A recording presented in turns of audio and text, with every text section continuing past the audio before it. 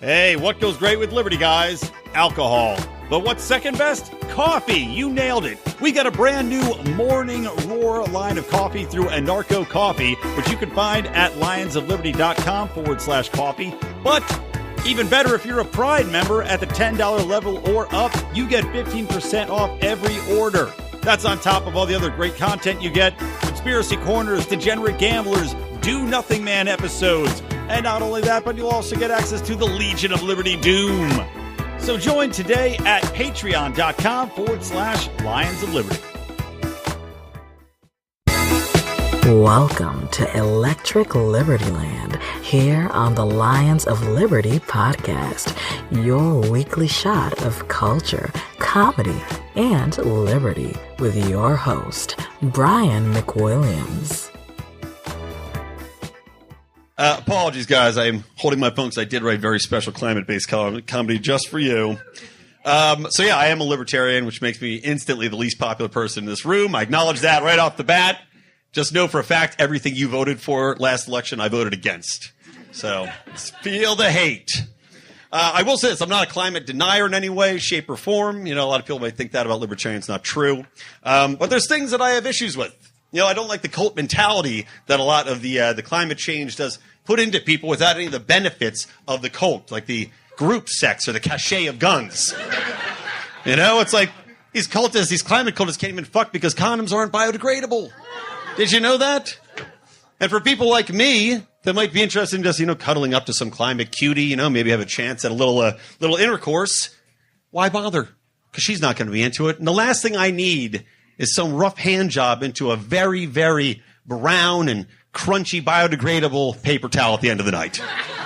It's not worth my time. Either way, it doesn't really matter. Much like our current CO2 levels, my erections are not sustainable. So don't have to worry too much about that. Polar bears' numbers are up, despite being threatened that they were going to be going down. It's just, for me, it's just good to see a bear that knows how to fuck, you know? Like these pandas have been going down for years, just sitting around, bambooing and chilling, never get past second base. Pathetic. People are worried about rising sea levels. A big issue. For me, I say that is, that's racist. That's racist against cis-speciesists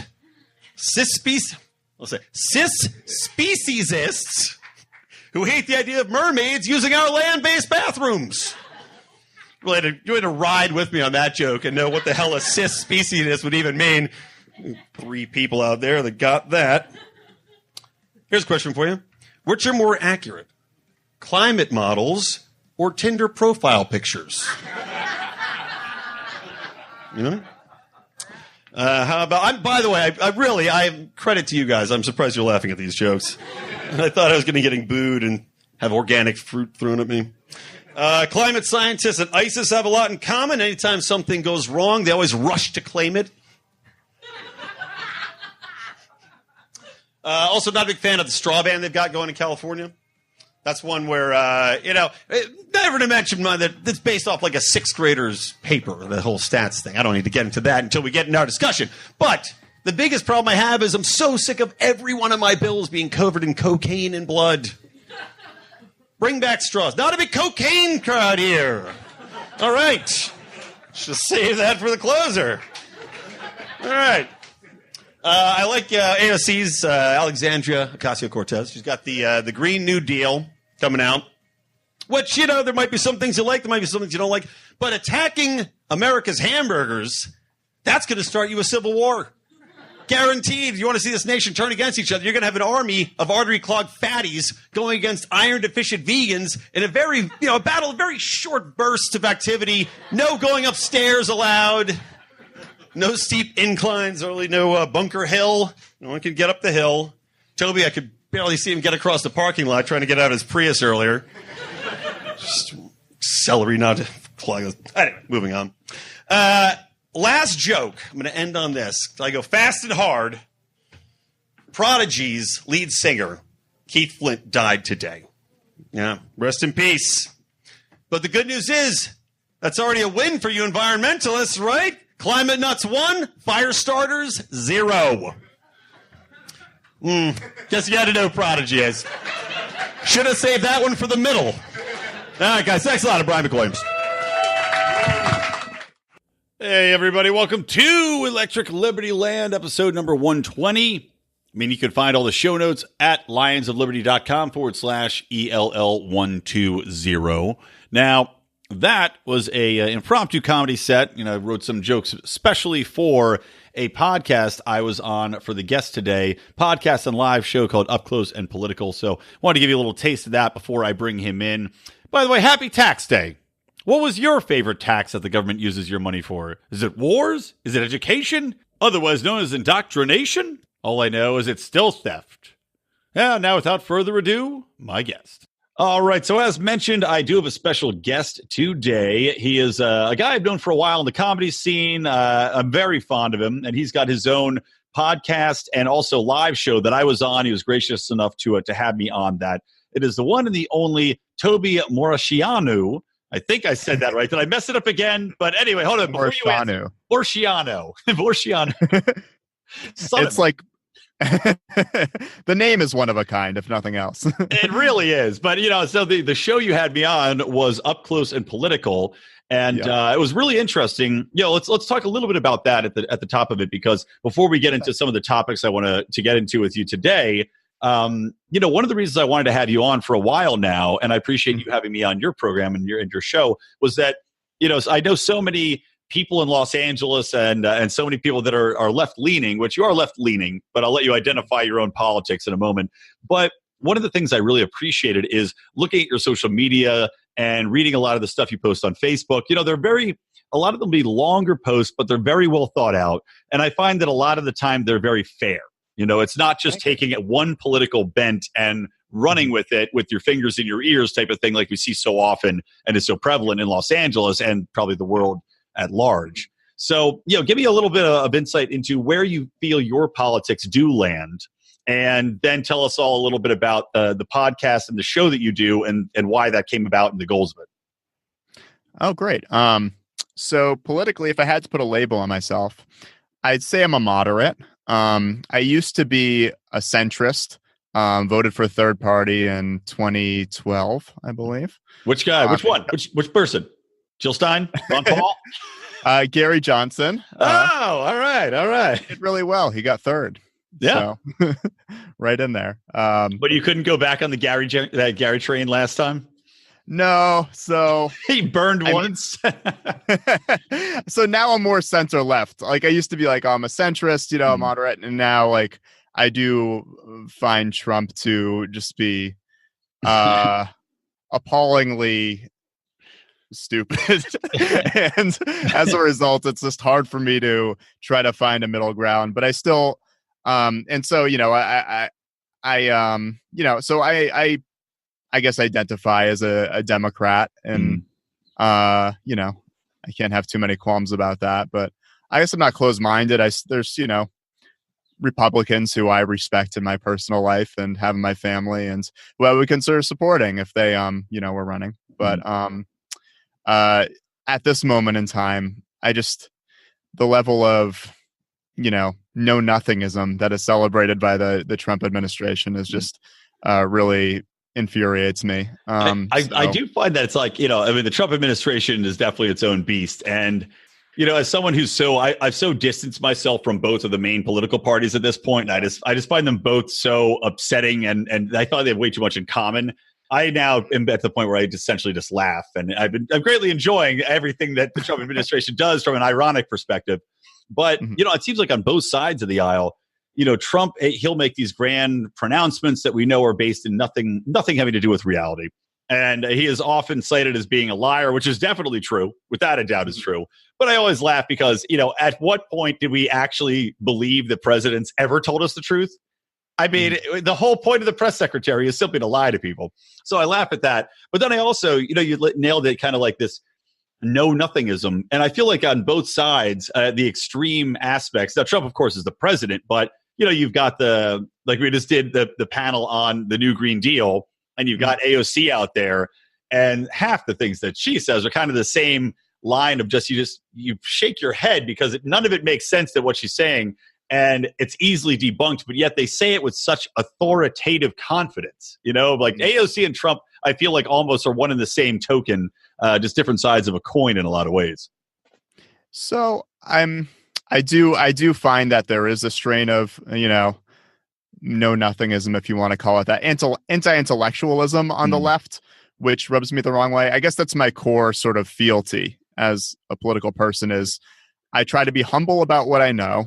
I try to be humble about, what experts know, but I, at the same time, accept that people who spend their lives studying things probably know more than I do, and that I should at least, if not defer, if I don't know much about something, I will be like, okay, let's take the word of the people who spend their lives studying it and know the most about it, because they probably, if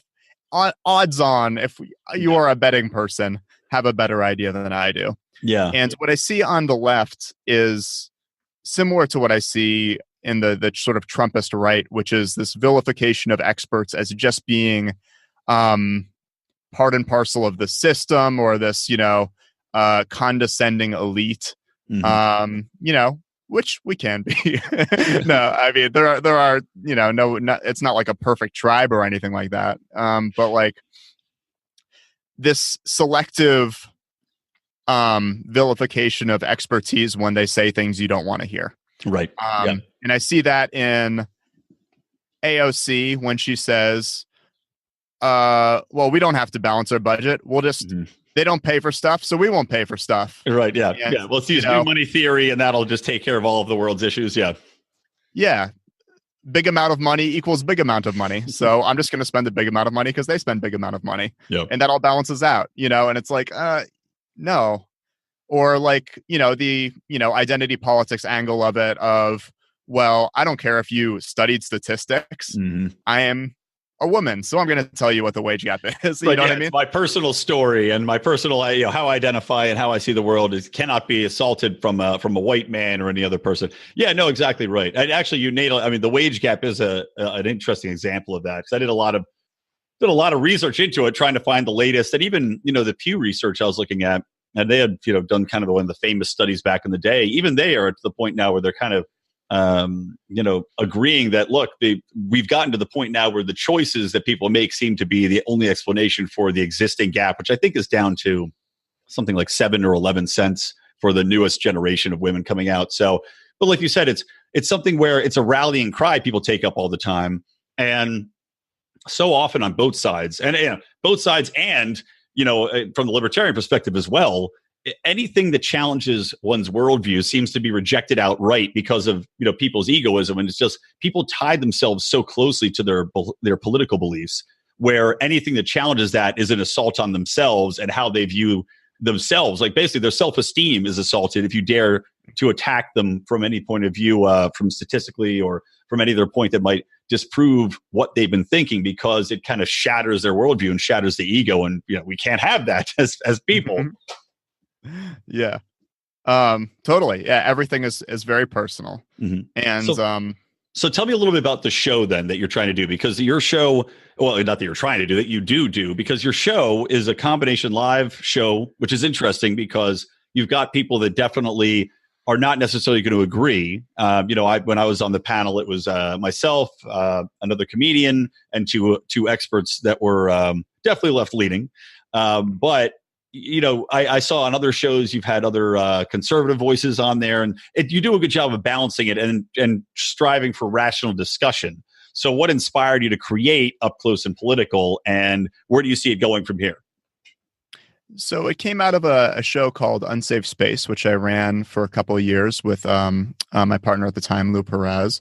Of We the Internet TV. So people who listen are familiar with him. Yeah. Okay. Yeah. So we ran that podcast for a couple of years. And basically the genesis of it was, I felt like this was around 2014, and there was a lot of debate about, particularly in comedy, like rape jokes at the time. But it was also more broad than that. Like, what is it okay to jokes about? And people were saying, well, people in the audience are really offended by this, but they aren't free to say something because of the power of comedians. And other people are saying, like, you shouldn't tell this joke or that joke. And me as a person, I've always enjoyed most the comedy that like not just pushes buttons, because I'm not about like provoking for the sake of provoking, but I don't think you should be afraid to talk openly and honestly about rich topics. And I do think that's where the most, thrilling comedy comes from. I think Hicks said that like find something really worth saying and then make a joke about it. Don't just make a joke and then, work backwards from there. And so what I wanted to do was basically create an environment where I'm like, hey, anyone can go up, you can say whatever you want, but you'll also be held to account. Like, in this free speech vein, you have free speech, but I'm also going to give a platform for the audience to weigh in. Yeah. And I'm going to invite people who are actually experts who know what they're talking about, who can like, so it isn't just like a comedian versus a random audience member. We actually have, some real information coming in and stuff like that. And I just wanted to also just create discussions I really wanted to see and really wanted to be a part of. And yeah, so it's been really interesting. We ran Unsafe Space for a couple of years. Eventually we went our separate ways. And I started Up Close and Political, which is similar in format to that. There are a few differences. We have some segments, one of my favorite ones. I don't think we got to it during your show, but I was too long. It's tough because people get going. Yeah, well, yeah, exactly. Well, like I said, I think I said it like 3 times. I felt bad because I was like getting into it with people over and over again. Now, granted, I was like the voice of dissent, I guess, of the group, so to be expected. But it was still fun to do.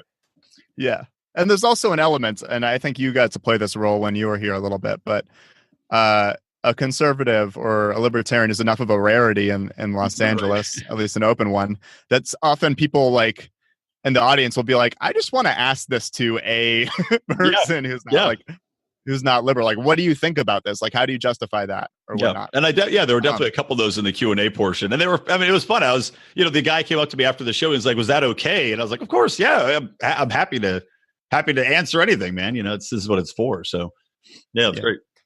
But anyway, the segment is just why are you like this? And it's basically, actually, I think we actually did it when you were on my studio podcast. Yeah, I did. Yeah, exactly. Yeah, and it's just like talking about how people's beliefs have evolved over time and stuff like that, and how they came to them. Mm-hmm. And you get really interesting stories out of it. A lot of people, you might talk to them about politics or even just about anything, and you don't really see that side of a person very often. So it can be really kind of fascinating. Yeah. And you definitely don't get to hear people's stories in a neutral setting, because so often when we talk politics, it's at a bar or it's in a social media forum, and it just amplifies so quickly to the point where it quickly becomes having a dialogue into just, we use autistic screeching a lot of times in the libertarian world to describe the way in which we argue with each other. So, you get to that point very quickly, and it's hard to get exactly a feel for somebody, what they went through that might have brought them to that point. And I think, we're talking about the Trump dynamic and I believe wholeheartedly the reason that he became president was because people have these conversations past each other and don't actually listen to the concerns. And I think that those concerns were magnified. He kind of hit on a lot of things that are glanced over in the media, glanced over by the entertainment and people that are on the coast that just don't see some of the issues that were prominent for this massive voting bloc in the center of the country. And if they ever dared to bring up some of these issues like immigration or like the different workers and how they might feel even something as simple as a concept that's been around forever, but the advancing of colored peoples as opposed to giving everybody an equal shot at a job. Let's say when you are that mass middle America, which is predominantly white, you can't talk about these things openly because you immediately get shot down or labeled with the racist term. Whereas, they're not, those concerns aren't going away. They're just getting buried deeper. And now they're coming out with the evidence of Trump becoming president for having the gall to address them. Yeah. I do think that it's funny because, I think that the way we kind of have conversations overall is broken and partially because it's broken because of not just the media overall, but also social media, where the way I experience a political debate is seeing someone who is in my broader tribe dunking on someone else, right, and that gets a million retweets and everything like that. And then literally someone across the aisle can be seeing them getting dunked on in the opposite sense. Yeah. And, culture, tribalism is obviously a thing that sort of humans naturally gravitate towards, but I think it sort of gets thrown into overdrive by these, artificial networks of people and even strangers who we see populating our newsfeed. It gives you the sense that people like me, don't like these people, and and you're just going to be exposed to 1,000 ways that you're part of the right group and they're part of the wrong group, and here's ways when your group is being treated unfairly. And the paradox is that we have more conversations. People say like, oh, they're not exposed to the talking points, or they're not exposed to the conversations. But we do have a lot, I would say, in absolute terms, probably more political conversation than maybe at any point in history. Yeah, I do think that people broadly see some of the arguments and things like that of the other side. And they've even done experiments where they interject like contrary points of view into people's Twitter feeds. And it actually just makes people more polarized. Right, yeah. Because, your instinct when you see an argument you disagree with is just to come up with counter arguments for that. Like, it's motivated reasoning. Yeah, precisely. And so one of the reasons I really wanted to have my show is I feel like we're so good at saying that we need to have a conversation. We haven't really figured out a great way to wrap it up right. or to have it and have it lead to a productive way. And I think that being face to face and seeing each other's humanity is at the very least a helpful step in that. Without a doubt. Really, the core of being able to communicate with respect is having empathy for the other person, is caring about people, and being willing to play not just to your audience online or get defensive, but to like try to find some sort of common ground. No, I liked your comments there. Rambling is it's what the show's about. So don't worry about rambling on. But, you'd said something, and I agree with this, is that we are having far more political discourse now, I think, than ever before because of social media. But at the same time, I worry that, and I think you share a little bit of this, we're talking about the value of communicating face to face and having a dialogue that's very respectful as you're achieving with your show. But I feel like because of social media, people are less likely to have those interactions, and people are spending so much more time on social media, on politics and talking, rather than, before people would actually walk around their neighborhoods and talk to each other and, might talk about a movie or something else. And now, like the water cooler at work, right? That would be, we're both comedians. You've written for television shows, including Bill Maher. So, when we talk about culture, people used to go to the water cooler and they talk about friends or what they saw on TV or the movie. And now I feel like that is dominated by politics, because people, all they see on their social media feeds is politics. And even the broader entertainment spectrum is now so politically tinged that it's hard to watch a television show or a movie that doesn't have some infusion. Like even Deadpool 2 had anti-Trump rhetoric embedded within it. And you're like, come on, man, I just want to see a guy curse and kill people. I don't need to be lectured at. So I worry that it's gotten to the point where it's like almost unavoidable. And that's separating us more as people, because you're not getting to see the other side of people. You're not getting to respect people as who they are, what they offer, how nice they are, and how they interact with you. You might just key in on now the politics, because that is at the forefront of all the conversations that we have. Well, one thing I'm not sure of is like I'm in not just like a liberal bubble or whatever like that, but also a bubble of people who care about these things. And, I still do comedy shows, right? And when I go on stage, if I talk about something which everyone on my newsfeed is talking about, a lot of the time, no one has fucking heard of it. That's a good reality check, actually. Yeah. Like I was that fucking fire starter joke I made at your show that nobody knew what the hell I was talking about when the Prodigy died, and everybody was like, "What?" That's just because we're old. You might be right. But yeah, I think like I was working with a friend of mine who we were working together, and to be fair, it was in Ontario. But he made like a Jesse Smollett joke, and no one knew who the fuck Jesse Smollett was. I'm a little surprised. I thought that would be such a crazy story that even up in Canada, they'd be shaking their heads and be like, "Oh, you Americans," Yeah, that's probably a terrible Canadian accent. I don't know why I was like doing a half half regular Canadian and a half kind of Montreal. It was like half French and just half dumb sounding. But yeah. The Jussie Smollett thing was crazy, by the way. I don't know. We don't need to get off on a big tangent on that because we haven't even gotten into the main topic here, which is I want to talk about Julian Assange and because we are talking about free speech already as comedians. But yeah, that Jussie Smollett thing was fucking nuts, man. I get trying to give celebrities a little bit more leeway. I mean, God knows Lindsay Lohan's been in jail and out in 24 hours 17 times, but to have this kind of con job to be perpetrated on the American people and play into, I guess, the problem to me, which really got to me most pissed off, was just that it's playing into the mainstream media's kind of narrative about Trump supporters, and that everybody was just so willing to believe it and run with it before anything was confirmed. And then he just walks away and never admits.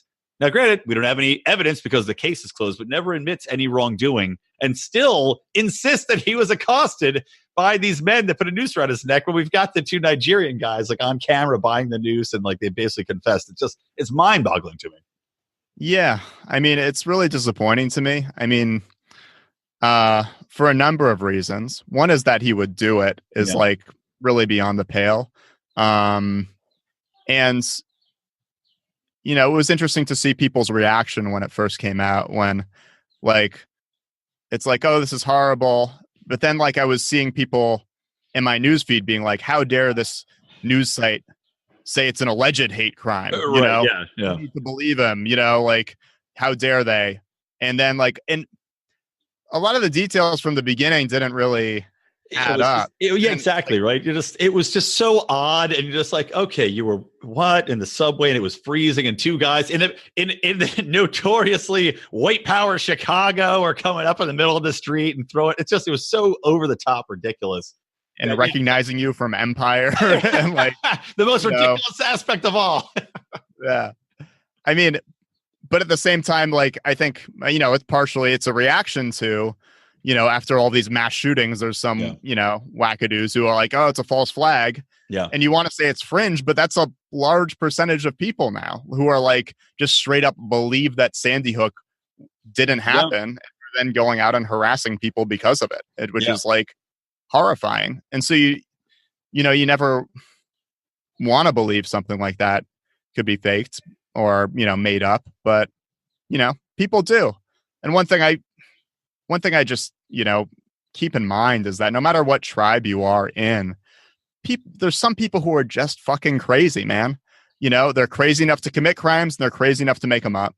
And, well, I think the issue with that now is that more than, like you said, there's people on both sides that are crazy enough to commit the crimes on both sides, make them up. And, especially it comes down to, again, the media coverage and the social media coverage is that these incidents, which maybe in the past, I don't know, maybe there's happening more. I mean, I know mass shootings definitely are up.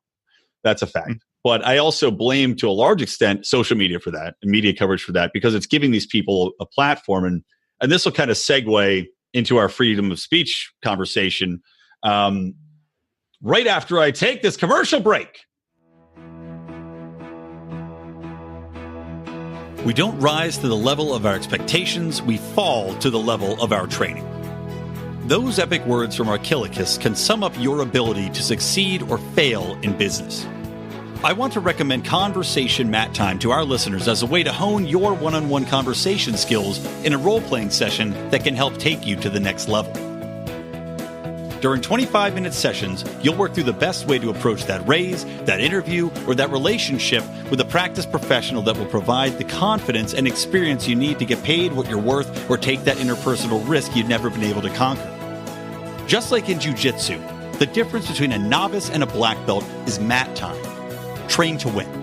Visit conversationmattime.com and take advantage of a free 15-minute consultation just for listeners of this show. All right, we are back with my buddy Toby Muresianu. We're getting there. I'm so close, man. Give it to me again. Toby Muresianu. Muresianu. There it is. Toby Muresianu, comedian, purveyor of dialogue on the Up Close and Personal podcast and live show you can see here. Oh, God, Up Close and I know it's based upon the Up Close and Personal, so now naturally. Up Close and Political, pardon me, podcast and live show here in Hollywood. By the way, real quick, where else, if people wanted to find you and any of your other content, what are you working on right now? Otherwise, you might want to tell people about where to follow you online, all that good stuff. Okay. So my website is tobythecomic.com, and that has links to all my other social media. Also, it might be interesting for people in this podcast. I run social media at Freethink Media. I don't know if you're familiar with Camille Foster, but he works there. It's a news outlet. We're more focused on just people changing the world in various ways, both from a technological and social perspective. But right now we're doing like a criminal justice week. So we're looking at people like the Invisible Institute, which is exposing like police brutality, complaints against Chicago police officers, which have, been hidden for a long time. And people working on criminal justice reform. That's awesome. Love it. And yes, I'm a fan of Camille Foster as well. Actually, I believe he has been on this very podcast, not mine, but on Mark's podcast, our Monday show. He's been on before. So yeah, that's fantastic, man. So keep up the good work. Anything justice reform, you have all of our support without a doubt. So getting back into the topic, we're actually get into the topic here. So, we went out talking a little bit about the mass shootings, and one of the things in this free speech centric second half I want to talk about is that in New Zealand and in Australia, because the shooter in the Christchurch massacre that occurred was a Australian national who was in New Zealand, of course, massacred those people, posted a video live on Facebook, which was then shared and also had a manifesto, which I believe was available. I'm not sure if it was on 4chan originally posted or if it was shared on Facebook. I'm not sure where it was nested, but New Zealand and Australia both have made it illegal to possess the video, to disseminate the video, and similarly to disseminate his manifesto. And it's punishable, if you're a brand or a company, I think it's, some hundreds of thousands of dollars. If you're an individual, 10 years or up to 10 years in prison for simply sharing what is the truth. I mean, the video is the video. So while his point of view might not be the truth, what happened occurred. And, what are your thoughts on this? Would this fall under the government crushing free speech, the government affecting what reality is interpreted by the populace, or is this for the greater good? And do you think it would be justified? It's an interesting thing. You are getting my reaction in real time. I am, yes. He did not know we were going to talk about this, so you have permission to misspeak somewhat. Yeah. So I'll just talk off the cuff. My first reaction is that penalty seems draconian. The idea of doing years in prison for sharing a piece of content seems just very disproportionate, and born of the sort of throw the hammer at them, throw the book at them kind of approach that we immediately have in the aftermath of heinous crimes. I am hesitant to say this is just information. This was obviously footage which was of murder, probably taken without the consent of the people he was murdering. I would presume he didn't have an intern going around and getting consent forms signed in advance, but I don't know. I don't know how much this guy went in advance. So, I mean, we do have, laws, I think more broadly, and correct me if I'm wrong, about profiting off of crimes. And, I think that this crime was not done for monetary gain, but it was done to fulfill an agenda. It's an act of terrorism. And so, I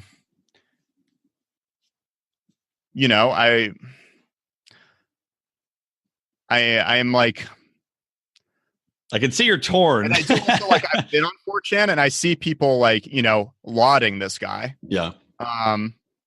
But I'm also just kind of skeptical. So for me, it seems like a bad thing. It seems like if I was just posting it, that would be a more reprehensible act to share this, to disseminate it more widely, even if it was under the guise of being like, hey, it's just something that happens. These are innocent people that are being killed. This is playing into the agenda of a person who is, evil. And so I think it's immoral to share. Should it be illegal? I think that's a harder question. I generally am just skeptical of people's ability to control information effectively. Mm-hmm. And so, something you always have to keep in mind is it's not like you can just wave a magic wand and this stuff happens. Right. If you say, hey, Facebook, it's illegal to have on your website and the technology to keep it off doesn't exist, what is Facebook going to do? Shut down video uploading? Like they have, you know what I mean? Yeah. Well, I mean, I could see how and I know, I get what you're saying exactly. And it's true. I agree with your statement that it's morally wrong, but I don't think it should be illegal because, your concern is valid in saying, you could share it, you could upload it, you could use it for personal gain, or you could use it for propaganda reasons, which is true. However, my worry is, of course, on the other side of the coin, and this plays into Julian Assange, Chelsea Manning, the whistleblower situation. When you have government being able to dictate the terms of what cannot be posted socially or even owned, as we talked about in the case of Australia and New Zealand, that terrifies me.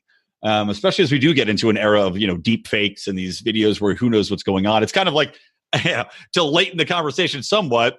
If you've ever seen the film The Running Man, where they take the video from this airplane or the helicopter of a massacre, which Arnold Schwarzenegger tried to stop, and they turn it into him mowing people down. Go ahead and shoot the troops. So, you do have that kind of worry. And while in the past, this would have been something where it sounds more ridiculous to talk about, we are technologically almost to the point where you do have the ability to use deepfakes to create reality out of nothing. And if you don't have a counterpoint to that, if you don't have the original available to you because the government's hidden it away, then the worries that we have presently of what's true and what's not true, what's fake and what's not fake, what's to be believed, I think becomes even more prevalent rather than less prevalent, as the government would argue and as regulators would argue when it comes to dissemination of news. It just seems like the more information out there, to me, the better. I mean, either way, people are going to be able to find. People have their bias. They're going to think one way or the other. But I feel like if you have the ability to access that information, you're more likely to be able to find the truth. Yeah, I mean, I think this is coming from a very philosophical standpoint. And one thing that is tricky when we're talking about politics and where things could eventually go is weighing, the direct outcomes versus the potential outcomes, and how much weight do we put on everything? And are we just putting our finger on the scale to get the result that we want? You know what I mean? Yeah. And so like part of me is not like thrilled with even just calling it information, because I think that sort of papers over that it's a real person with a real life and a real family being murdered, and obviously non-consensually, and that being, used to fulfill a political agenda. And, so like, honestly, like if you could just go to a library and view it in a viewing booth, that would be to me like a better solution than like the old microfiche system. Yeah, I don't know. I mean, like, because like the other part of this is that most of these social networks it's getting distributed on, it's not allowed on those networks. No, true. It's against them. It's a violation of posted. Agreed. Yeah, it's against whatever the agreement that you sign up for. But you said something that I wanted to key on real quick, and that is, we're talking about people being massacred, kind of, people being killed against their will, and whether or not that's information that should be shared. We're taking the victims into account. Well, you could say that, okay, in this instance, we're trying to protect the victims, and this is a horrible, heinous act. This ties in well with the Julian Assange, Chelsea Manning instance, because if the government's the one deciding, we have to protect these victims, we have to protect these people being massacred, whatever else, what if it turns out to be people that are being massacred in a war state or in a situation where the government's at fault? Then they're protecting us, right, for the greater good, to make sure that they're protecting these victims. But when they can define those terms, when they have that license to operate in that manner, then you do have a situation where I worry that they're going to hide war crimes, that they're going to hide atrocities committed on behalf of the government, on behalf of the American people, for the greater good of protecting us from ourselves and protecting us from that information. And we might never know the truth without whistleblowers. And as I see, they're attacking, they're going after Chelsea Manning. They're going after Julian Assange. So we're already seeing it kind of play out, which is why this emphasizes my worry when I see these kind of things happening. Well, I think these are, there's some differences between these scenarios. For one, I mean, without a obviously, doubt. Yeah. I mean, like with WikiLeaks, and I have sort of a nuanced opinion on it, but lay it out. So that's what you're here for. Well, to me, it's the tricky thing is like, we always want to appeal to these principles like information should be free. But then like, you weigh that against privacy, right? Which is another libertarian principle, right? Yep. Mm-hmm. So if I have the ability to, do what I want and be left to alone, if I choose to take a government job and then, Julian Assange, even though I'm not involved in any crimes, leaks my personal information and suddenly I'm exposed, if I'm in a state like Iraq to attacks or, have to flee my home and stuff like that. Mm-hmm. It's just a violation of privacy. And it's not responsible journalism. Responsible journalism would disseminate the information which is relevant to the public interest, while redacting information which is not, and preserving privacy of people who deserve to have their privacy protected. Mm-hmm. And so, I think WikiLeaks, by releasing the footage of those war crimes committed by Americans, certainly did a good thing. But I do think that Julian Assange also did immoral things and leaking the identities of people who were involved in sensitive activities, but who are not criminals. Right. And they did say that nobody, that was one of the points that they were making after the initial dump. They say it risked the lives of people that were abroad, which is a viable point. I understand that point, although nobody ever actually was affected by it. So while it might have been immoral, nobody got killed. There was no real fallout for the people that were in the field that could have been affected. But they did make that point, and it could have, understandably, when you're releasing that volume of information, without a doubt, it could have been something in there that somebody could key on, and it could have endangered people's lives. I do agree with you there. Mm-hmm. Yeah. But as far as the greater, unmasking these war crimes, though, that is something where, I mean, and even the Obama administration did admit that they could not make enough of a differentiation between WikiLeaks and what they had done and a traditional news organization. And that's why Obama never really went after him. That's why he commuted, the sentence for Chelsea Manning as well. Didn't pardon her, but that's why they had not gone after him like the Trump administration has done, because the Trump administration is taking a different tack than going after him for, I think it's hacking or conspiracy to hack. So they're not even going after him for the particulars of sharing that information, because they even themselves can't delineate where news organization stops and, albino hacker that skateboards in the Ecuadorian embassy begins. Yeah. So it's a little tricky, but let me ask this though: does it set up a dangerous precedent? And do you view it as an attack on the freedom of the press? Do you view it as an attack on free speech?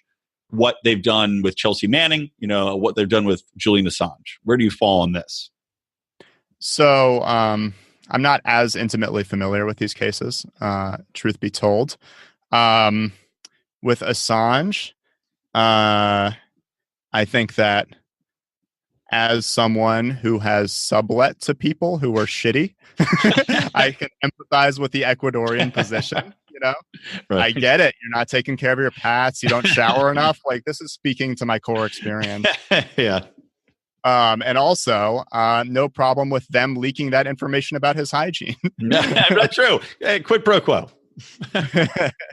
And it's also like, and let's not forget, there were also certain, sexual misconduct allegations. And there were, although they did drop those though.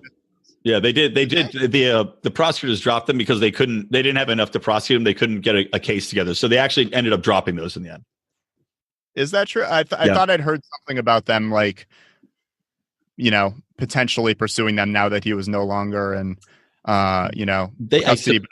This is like stuff that I see a headline and I'm not sure. I can't say. Yeah, I haven't heard anything new. I wouldn't be surprised if they did try to bring that up again now, considering the circumstances. But at the time, I know if this is a few years ago now, There were like 2 sexual assault allegations or something like that. They had dropped them because there wasn't enough evidence. However, I could see that now. Just like, Chelsea Manning, I'm upset by the way, because Obama commuted her sentence, again, not completely given the pardon, but, it just was immediately obvious that they were still going after her, and a whistleblower that had exposed these crimes. And granted, on the same level, you could say that she exposed far more than just what she intended to. But I guess is that part and parcel of the game, though? And when you're in this position that is so precarious, when you're doing something that to be morally right, but yet is going to be illegal, that is treasonous, that could literally you could be put to death for doing. Do people have the luxury of picking and choosing that information when they're trying to simply get the word out and expose something that they know is going to be against what Americans stand for, or any person would stand for?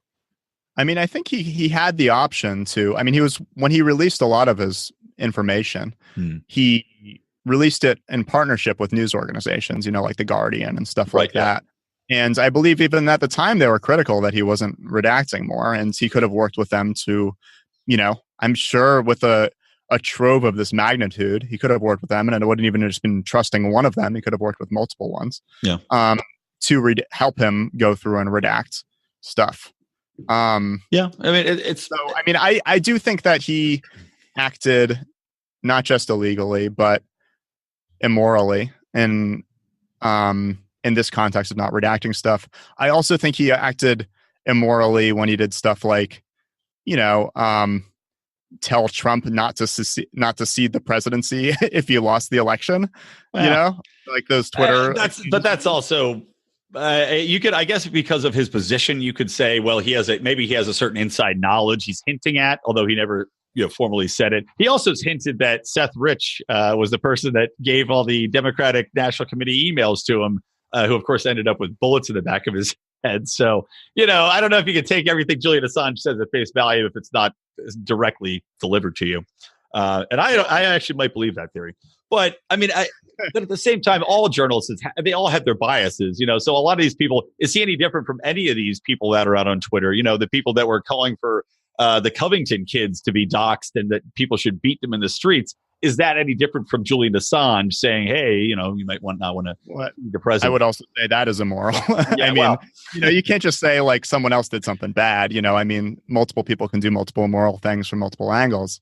This was like the exchange with him and Don Jr. that was that Don Jr. I think published or someone. He had made that public. I still don't. I mean, I don't know. I still don't know if I necessarily would see that as. But just let me finish. Okay. He's done other more. I do think that like the guise of WikiLeaks as being this truth-telling organization that somehow never has any information on Russia or China or any of these brutal totalitarian regimes, and somehow only seems to go after the people that like, Russian intelligence doesn't like, I mean, I think it's, it goes beyond just being, quote unquote truth tellers or journalists and veers into the territory of irresponsible and politically motivated dumps. And so when it comes to holding him accountable for the laws that he breaks, I don't have the same instinct of, well, but he did it for the greater good, because I don't really see it as the greater good. I see it as fulfilling his political agenda in many cases, even if sometimes it's aligned with my political agenda. I guess, yeah. I mean, I guess I can see, I see your point. I see your point for sure. And I guess where I come from is more along the lines of I'd rather, and this kind of plays what we were talking about earlier too, is I think I'd just rather have the truth, and however the truth comes out, I'm happy about that. Whether or not it aligns with my political biases or not, I'm happy to have the truth in whatever manner it's going to be delivered to me. And I'd rather still err on that side, whether that brings with it its own inherent dangers, which of course it always does. I'd still rather have more truth, more transparency, and I'll accept the costs that come with that and the damages.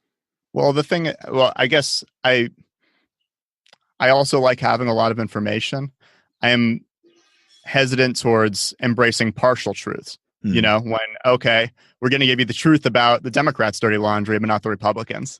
You know, is that the truth, or is that like? Well, he did release all of Sarah Palin's emails back in the day too. It's like, both sides I think have had their reasons to hate Julian Assange over time, and I think that mass media at a whole does that same kind of dance very often though as well. Yeah, I mean, there's a lot of bias everywhere. Yeah. What the other thing I was going to say is, and also the truth, it's like it's easy to say, well, I'll accept the risks of what that takes, but when again, I'm not it's the one at risk, someone else, they're the people who are paying the price. Yeah, and I mean, you talk about deep fakes, and that goes along with with